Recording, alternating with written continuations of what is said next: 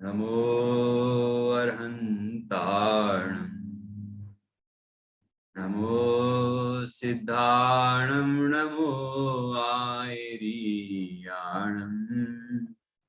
नमो वज्रायाणं नमो लोये सव्यसाहुणम्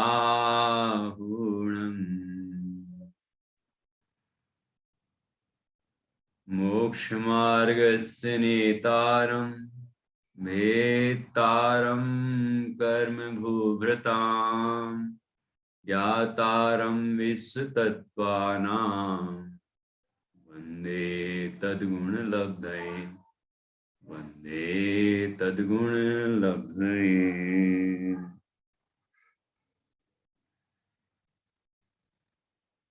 आचार्य श्री उमा स्वामी द्वारा रचित यह तत्वार्थ सूत्र अपर नाम मोक्ष शास्त्र नाम का ग्रंथ है। इसका 9वां अध्याय चल रहा है और उसमें ध्यान तप के अंतर्गत ध्यान का स्वरूप बताया जा रहा है। ध्यान के 4 भेद हैं। आर्त ध्यान और रौद्र ध्यान ये संसार के कारण है, और धर्म ध्यान और शुक्ल ध्यान ये मोक्ष के कारण है। तो आर्त ध्यान और रौद्र ध्यान का स्वरूप बता दिया। आर्त ध्यान के 4 भेद बताए।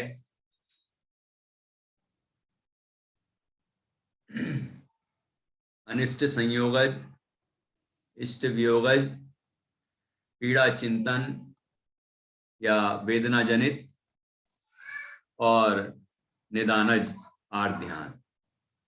रौद्र ध्यान के भी 4 भेद बताए। हिंसानंदी, मृषानंदी, शौर्यानंदी और परिग्रहानंदी। आर्त ध्यान पहले गुणस्थान से 6वें गुणस्थान तक होता है, लेकिन 6वें गुणस्थान में निदानज आर्त ध्यान नहीं होता। और आर्त ध्यान पहले से 6वें तक होता है, लेकिन इसका तात्पर्य ये नहीं है कि एक सा होता है। घटता हुआ, मंद होता हुआ आर्त ध्यान है, ऊपर ऊपर। बाकी सत्ता कहां से कहां तक है, कहां से कहां तक आर्त ध्यान होता है, ये बताया गया है।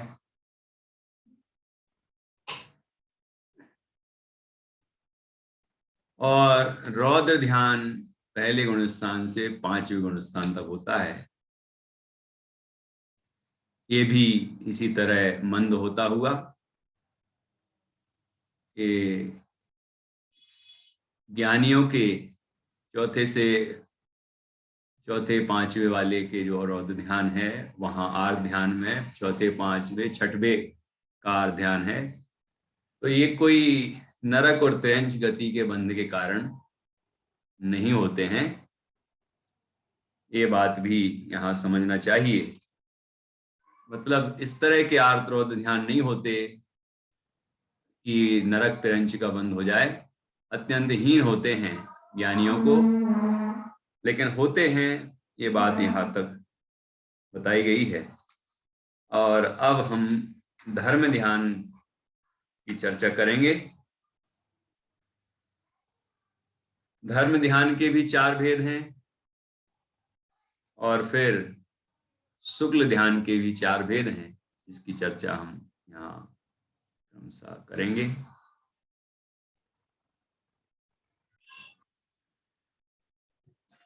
अब हम 9वें अध्याय के 36वें सूत्र पर चर्चा करेंगे, जिसमें धर्म ध्यान के 4 भेद बताए गए हैं। अब धर्मीय ध्यान के 4 भेद बताते हैं। आज्ञा पाए विपाक संस्थान विचयाय धर्म्यम। आज्ञा पाए विपाक संस्थान विचयाय धर्म्यम। तो आज्ञा विचय, विचय सब में लगना है। आज्ञा विचय धर्म ध्यान, अपाय विचय धर्म ध्यान, विपाक विचय धर्म ध्यान, संस्थान विचय धर्म ध्यान। ये धर्म ध्यान के 4 भेद हैं। ठीक है। जैसे आर्त ध्यान के 4 भेद बताए, रौद्र ध्यान के 4 भेद बताए, ऐसे धर्म ध्यान के 4 भेद हैं, पर शुक्ल ध्यान के भी 4 भेद हैं। आर्त ध्यान के जो भेद हैं और रौद्र ध्यान के जो भेद हैं, ये सभी के सभी संसार के कारण हैं, ठीक है। और धर्म ध्यान और शुक्ल ध्यान के जो भेद हैं, ये सब मोक्ष के कारण हैं। तो यहाँ पर जो 4 भेद बताए हैं उनका स्वरूप समझते हैं। पहला है आज्ञा विचय धर्म ध्यान। विचय, विचय का मतलब विचार, विचार है ना। तो वहां भी चिंतन, एकाग्र चिंता निरोधो ध्यानम। तो एक विषय पर चिंतन चल रहा है और अन्य चिंता का निरोध है, अन्यत्र विकल्प इधर उधर इधर उधर नहीं हो रहे हैं। तो ये तो सभी जगह लागू होगा। यहाँ भी विचय विचार है, एक ही विचार है ना, एक विषय का ही विचार चलेगा। तो यहाँ धर्म रूप विचार होंगे। तो पहला है आज्ञा विचय धर्म ध्यान। क्या है आज्ञा विचय धर्म ध्यान? बहुज्ञानी उपदेशदाता का अभाव होने से, अपनी बुद्धि मंद होने से, कर्म के उदय से स्वयं की समझ में नहीं आने पर, हेतु दृष्टांत जाने बिना किसी सूक्ष्म पदार्थ को सर्वज्ञ के आगम प्रमाण से ग्रहण कर ऐसा चिंतन करना कि इस पदार्थ का स्वरूप जैसा केवली भगवान ने बताया है उसी प्रकार है। मेरी बुद्धि स्थूल होने से मुझे इसका अर्थ समझ में नहीं आ रहा है, परंतु वीतरागी सर्वज्ञ भगवान अन्यथावादी नहीं है, अतः आगम की आज्ञा प्रमाण कर वस्तु का श्रद्धान करना आज्ञा विचय धर्म ध्यान है। अथवा जैसे हमने वस्तु का यथार्थ स्वरूप समझा है, उसी प्रकार दूसरों को समझाने की भावना से जिस प्रकार अपने सिद्धांत में विरोध नहीं आए, उस प्रकार सभा में प्रमाण नयमय युक्ति पूर्वक धर्म का व्याख्यान करना आज्ञा विचय धर्म ध्यान है। वहां पर आज्ञा का विचार है। भगवान जिनेंद्र ने ऐसा कहा है। देखो, आपने आचार्य कुंद स्वामी की कई गाथाओं में ये पढ़ा होगा। ये जिनवरेंद्र ने कहा, जिनेंद्र भगवान ने कहा है, जिनेंद्र भगवान ने कहा है, जिनेश्वर देव ने कहा है। आचार्य कुंद जो कलिकाल सर्वज्ञ, वो स्वयं बार बार ये लिखते हैं कि ये भगवान जिनेंद्र ने कहा है। हाँ, विश्वाधिक सब जिनवर कहे है? तो इतना मतलब कितना बहुमान होगा आचार्य कुंद स्वामी को। और यहाँ कोई साधारण व्यक्ति हो और 2-4 बातें कह ले तो कहे कि मैंने कहा। ऐसा अहंकार तो बिल्कुल नहीं करना चाहिए।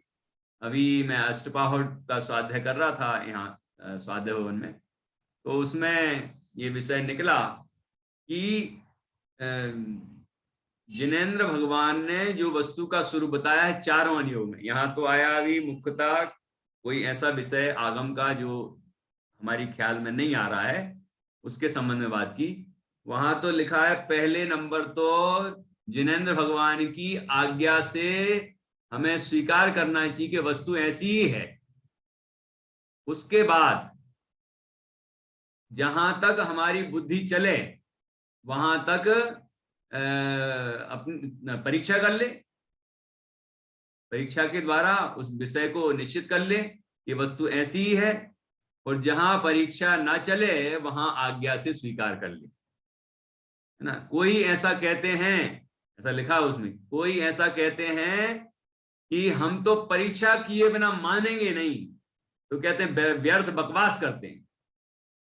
पंडित जयचंद जी छाबड़ा जी ने उसकी भाषा टीका की है। व्यर्थ बकवास करते हैं। अरे हमारी इतनी बुद्धि कहाँ है कि जो हम परीक्षा करके मानेंगे, है कि नहीं। पहले नंबर आज्ञा है। चारों अनियोगों में पहले तो आज्ञा ही है। भगवान के उपदेश के अनुसार ही हमें स्वीकार करना चाहिए। उसके बाद जहां हमारी बुद्धि चलती है, मूल जो प्रयोजनभूत विषय है ना, उसके संबंध में हमारा ज्ञान भी इतना तो खेला रहता है, इतना तो सूक्ष्म है कि हम उस वस्तु को समझ पाए। लेकिन वहां भी अहंकार नहीं कि मैं तो आज्ञा से नहीं, मैं तो परीक्षा से मानूंगा, अनुभव से मानूंगा। ऐसा अहंकार करेगा तो कहते हैं वो अनुभव नहीं होगा। ठीक है नहीं? ऐसा बड़ा सुंदर विषय आया। तो चारों अनुयोगों का विषय पहले नंबर तो आज्ञा से ही मानने योग्य है। उसके बाद टोडरमल जी ने भी लिखा है मोक्षमार्ग प्रकाशक में, सम्यक तो सन्मुख मिथ्या दृष्टि का प्रकरण है 7वें अध्याय में। वहां लिखा है कि जो अध्यात्म के शास्त्र हैं उनके संबंध में जो प्रयोजन विषय है, प्रयोजनभूत विषय, में लिखा कि नाम सीख लेना और लक्षण जानना तो आज्ञा के अनुसार है। जैसे में भगवान जिनेंद्र के बताए हुए आगम में कथन है, वैसा स्वीकार कर लेना, वैसा सीख लेना, वैसी याद कर लेना, और उसके बाद फिर परीक्षा करना। परीक्षा में विवेक चाहिए, है ना, ये लिखा है। तो कहने का मतलब है कि नाम और लक्षण तो वहां भी अध्यात्म में भी आगम की आज्ञा से ही मानने योग्य है। उसके बाद चूंकि ये अनुभव का विषय है, इसीलिए इसमें परीक्षा की प्रधानता है, इसमें परीक्षा की जा सकती है। तो परीक्षा कर ले, लेकिन वहां परीक्षा का अहंकार न करे, वहां आज्ञा को प्रधान रखे। क्योंकि वहां आगे भी लिखा है यदि परीक्षा अन्यथा हो जाए तो क्या करे, तो कहते हैं तो फिर आगम से मिलाए कि जो निर्णय किया है परीक्षा के द्वारा, मुझे ऐसा लगता है वो आगम में मिल रहा है कि नहीं। यदि नहीं मिल रहा है तो क्या करें, अन्यथा परीक्षा हो जाए तो क्या करें कि और बार बार परीक्षा करना, जब तक आगम की आज्ञा के साथ मिलान ना हो जाए हमारी परिणति का, तब तक ऐसा ही अभ्यास करता रहे। मतलब क्या हुआ कि प्रधानता तो वहां भी आगम की है, आज्ञा की है।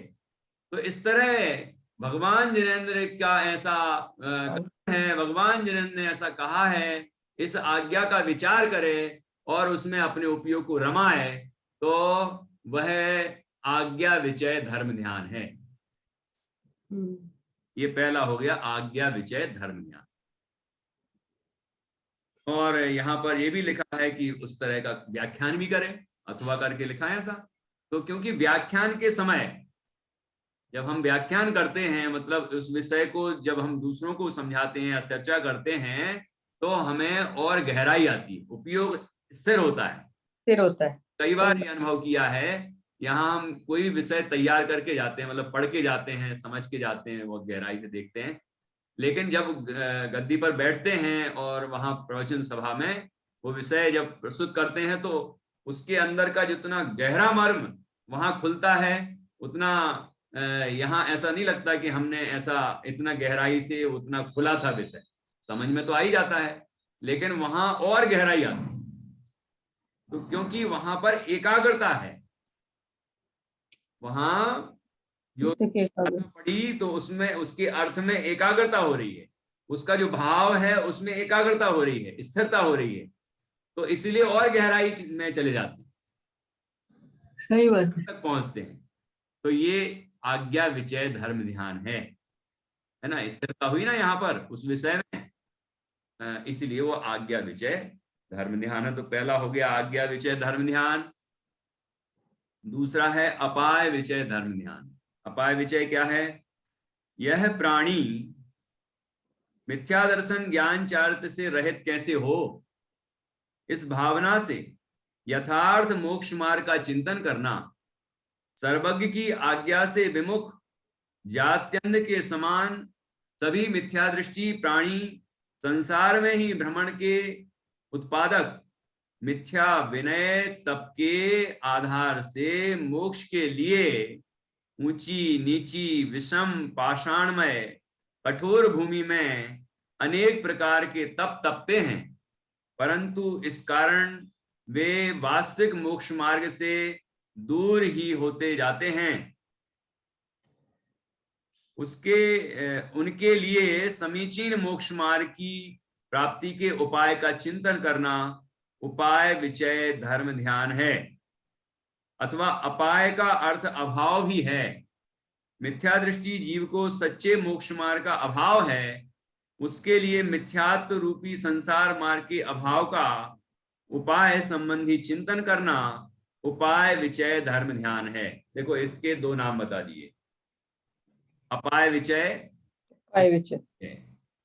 तो अपाय विचय यदि अर्थ करेंगे तो अपाय का मतलब अभाव, तो जीव के जो मिथ्या दर्शनादि चल रहे हैं उनके अभाव का विचार करना, अथवा सम्यक दर्शनादि का अभाव है तो उनके प्रकट होने का विचार करना।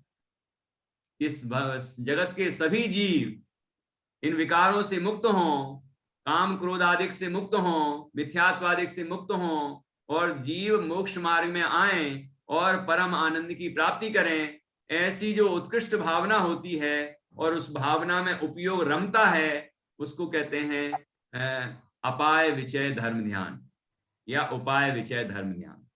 ठीक है, मोक्ष मार्ग में कैसे आए उसका विचिंतन करना। हाँ, तो जैसे अपन सब जगह देखते हैं तो ऐसा चिंतन नहीं करे दूसरों को देख के कि ये देखो कैसे हैं, है ना, तो ऐसा देखे कि ये जीव कैसे मोक्ष मार्ग में आए, ये जीव कैसे मोक्ष मार्ग में लगे। दूसरे जीव के लिए बात कर रहे हैं।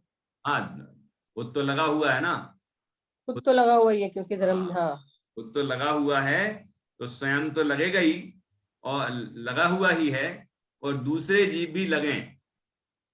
यहाँ पर स्वयं लगा हो उसी जीव की बात है ना, तो उसने धर्म का फल भोगा है, उसको धर्म का आनंद मिला है, उसे ये समझ में आया है कि ये धर्म कितना आनंदमय है, तो ऐसा लगता है उसे ये जगत के जीव ये भी इस पवित्र मोक्ष मार्ग को जाने समझे, है ना, इनका भी कल्याण हो, ये भी भगवान बने, स्वभाव से तो भगवान है ही, ये अपने अपने स्वरूप को पहचान के स्वयं भगवान बने, इस तरह की भावना में मन लगता है, तो वह अपाय विचय नाम का धर्म ध्यान। ठीक है। अब देखिए विपाक विचय धर्म ध्यान। देखो इसमें नाम से सीख लेना है, जो नाम है ना उससे अर्थ समझ लेना। आज्ञा विचय, अपाय विचय, अपाय मतलब छोड़ना, तो मिथ्यात्वादि का अभाव करना, संसार मार्ग का अभाव करना, और जिसका अभी अभाव है उसका सद्भाव करना, मतलब मोक्ष मार्ग अभी प्रकट नहीं हुआ है तो वो प्रकट हो जाए, ऐसी भावना करना, तो वो अपाय विचय धर्म ध्यान हुआ। और विपाक विचय, विपाक का मतलब होता है कर्म का फल, है ना, कर्म फल का, कर्मोदय का विचार करना। देखो ज्ञानावरण आदि अष्ट कर्म का द्रव्य क्षेत्र काल भाव के निमित्त से व्यक्त हुए फल के अनुभव का चिंतन करना विपाक विचय धर्म ध्यान है। ये स्वयं के ऊपर भी और दूसरों के ऊपर भी जब हम कर्म के उदय आते हैं और कई तरह की अनुकूलताएं प्रतिकूलताएं आती हैं, तो उस समय जीव या तो अनुकूलताओं में हर्षित होता है और प्रतिकूलताओं में विषाद को प्राप्त होता है ना, लेकिन वास्तव में दोनों ही दशाओं में जीव समता भाव रखे, कर्म के उदय का विचार करे कि हमारे अभी इस तरह के कर्म का उदय है इसलिए ऐसा हो रहा है ना, और जो कर्म किया था उसका फल तो आएगा ही, ऐसा विचार करके समता रखे और कर्मों के अभाव का विचार करे। ठीक है ना।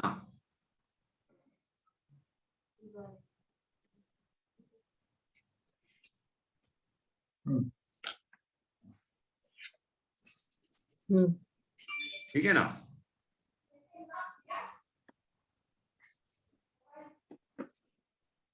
तो इस तरह ये तो अपने कर्म के उदय का विचार करे, दूसरे के भी कर्म का उदय का विचार करे कि जगत में जीवों को तरह तरह के कार्य करता देखकर द्वेष करे। किसी के साथ द्वेष करने का उपदेश तो जिनवाणी में है ही नहीं, है ना। दूसरे को भी शिक्षा दे क्या? हाँ, दूसरे को शिक्षा देने का तो इसमें नहीं कहा, लेकिन दूसरे के संबंध में विचार करने के लिए कहा है कि मतलब दूसरे को देख के समझे कि भाई इसका ऐसा। हाँ, कि दूसरे जब अपन को दिखता है कि देखो तो कैसे भोगों में रमे हुए हैं, कैसे छोटी छोटी बातों में झगड़ा कर लेते हैं, कैसे धर्म हो रहे हैं, है ना, किस तरह मत उठो। किस तरह ये मतलब विमुख हैं इत्यादि इत्यादि के तरह से जो हो रहा है उससे द्वेष नहीं हो, बल्कि क्या हो कि समता भाव हो, ये विपाक का विचार करे।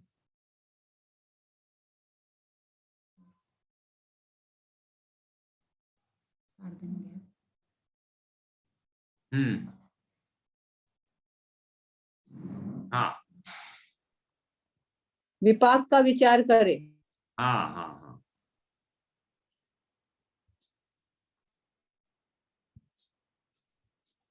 है ना।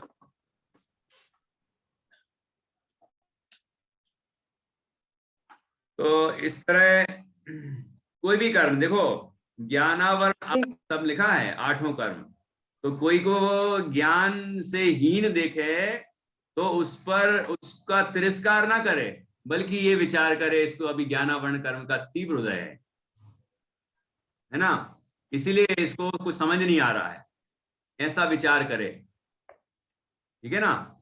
और ऐसे दर्शनावरण और सभी कर्मों के उदय का विचार करें, स्वयं के संबंध में भी कभी कभी हम लोगों को भी कोई बात समझ में नहीं आ रही है, इसका क्या आशय है, क्या उसकी गहराई है इत्यादि, है ना। जैसे अभी आज्ञा के संबंध में भी आया था कि ये सूक्ष्म विषय है, वो विषय का रहस्य नहीं खुल रहा है, तो ये ऐसा ज्ञानावरण कर्म का उदय है, ऐसा विचार करके समता रखे, ठीक है ना।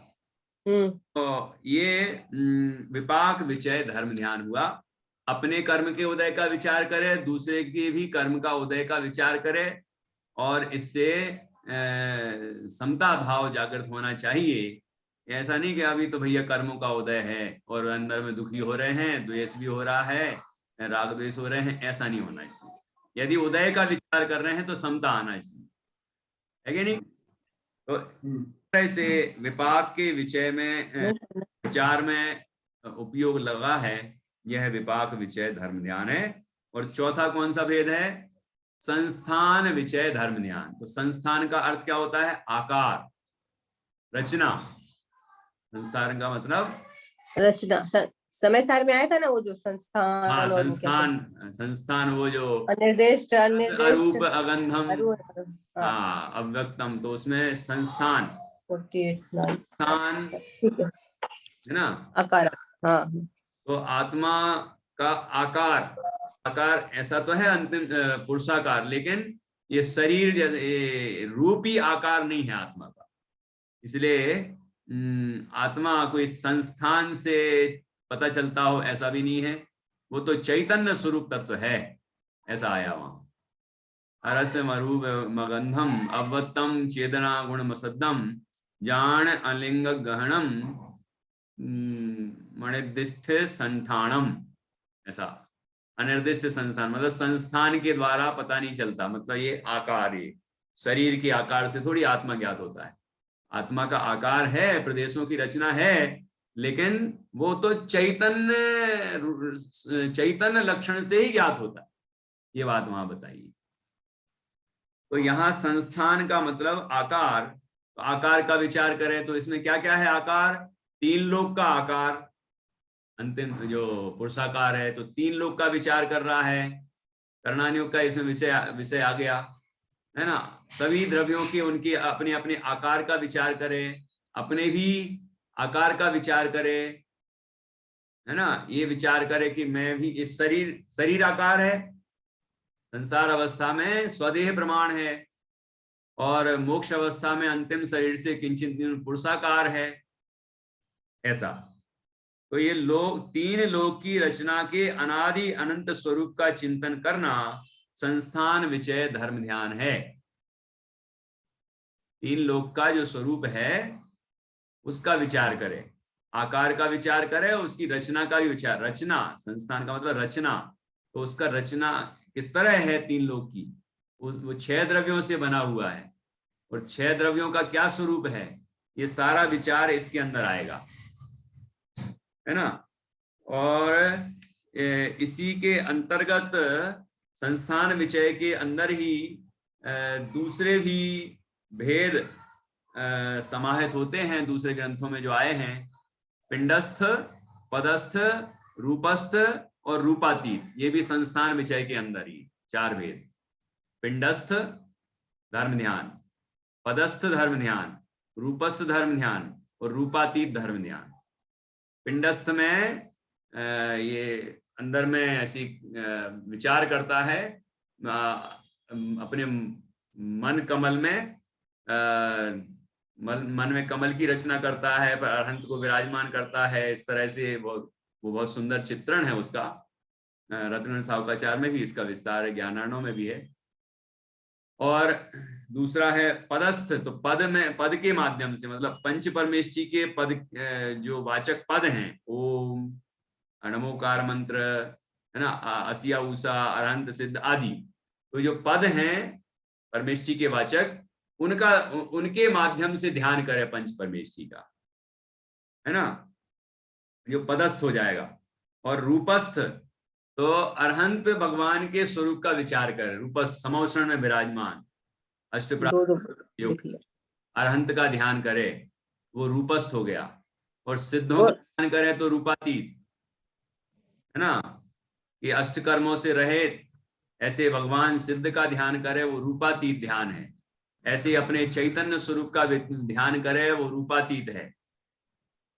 तो ऐसे पिंडस्थ, पदस्थ, रूपस्थ और रूपातीत, ये 4 नाम भी ऐसी धर्म ध्यान के अंतर्गत आते हैं। पद का क्या बोला कि पद से मतलब अक्षर पद से मतलब जैसे अपन नमोकार मंत्र के माध्यम से पंचदृष्टि का ध्यान करते हैं, ओम, ह्रीम इत्यादि पदों के माध्यम से ध्यान करते हैं, है ना। जितने भी ध्यान के पद बताए गए हैं वो पदस्थ ध्यान के अंतर्गत आते हैं, मंत्र पद, है ना। इस तरह से यहाँ पर धर्म ध्यान के मूल तो 4 भेद बताए, आज्ञा विचय, अपाय विचय, विपाक विचय और संस्थान विचय। फिर 4 दूसरे भेद बताए, वैसे जो संस्थान विषय के अंतर्गत ही आते हैं, पिंडस्थ, पदस्थ, रूपस्थ और रूपातीत। इस तरह हमने आज धर्म ध्यान के स्वरूप पर चर्चा की, और अब हम शुक्ल ध्यान की चर्चा कल करेंगे। इसके संबंध में भी बड़ी सुंदर चर्चा है। धर्म ध्यान का विषय अभी संक्षेप में पूरा हुआ। ये नाम तो सब याद ही होंगे, कल और पूछ लेंगे आपसे। मतलब आर ध्यान के 4 भेद, फिर रौद्र ध्यान के 4 भेद, धर्म 4 भेद, ये याद होना चाहिए अच्छे से कि क्या नाम है। भूल जाते हैं, याद तो किए थे, एग्जाम भी दिए थे, भूल गए, तो और पक्का कर लें, ये करना पड़ेगा। सूत्र हैं, ये नाम हैं, ये याद रहते हैं, तो उसके आधार से हम विचार कर सकते, ठीक है ना। तो इसीलिए याद करना जरूरी, याद करें। चलिए, बोले महावीर भगवान की जय।